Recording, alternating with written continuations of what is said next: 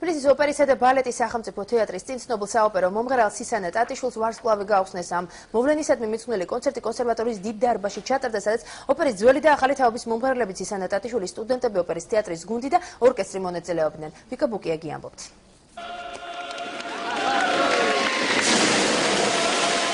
კიდევ ერთი ვარსკვლავია ოპერისა და ბალეტის თეატრის წინ.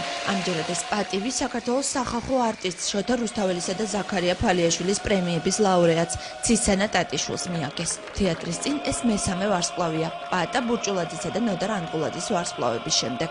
ბედნიერებაა ეს, ჩემთვის ბედნიერებაა. ეს აღიარებას ნიშნავს, რა სიტყვიდათო? 38 წელი გავატარე ამ თეატრში. ეხლა სიზამ დავიბრუნებდი ალბათ იმ დროს.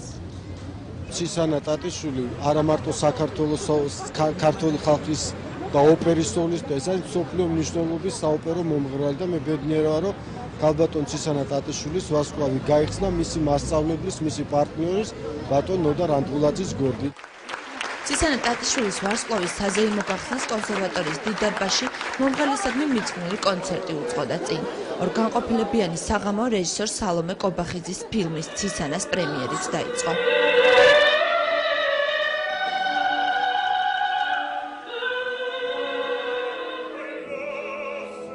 მეორე განყოფილებაში სცენაზე ოპერის ცნობილი სოლისტები და სისანა ტატიშვილის სტუდენტები წარსდგნენ.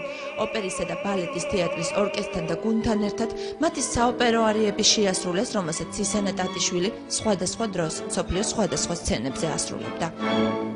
ქალბატონ სისანას ხმა არის საერთოდ საქართველოს კულტურის განძი. ეს ქალბატონი არის უკვე ლეგენდად ქცეული პიროვნება. როგორც მომღერალი, როგორც მუსიკოსი და როგორც პიროვნება. ვისაც ახსოვს მისი უნიკალური ხმა, იშვიათი სილამაზის, უზარმაზარი არტისტიზმი, ნიჭიერება, რა ვიცი, დაუვიწყარია მისი შექმნილი სახეები ქართულ საოპერო სცენაზე. ჩემთვის არის სასიამოვნო და ბედნიერი დღე. სისანა ტატიშვილმა ოპერისა და ბალეტის თეატრის სცენაზე თითქმის 9 საუკუნე გაატარა.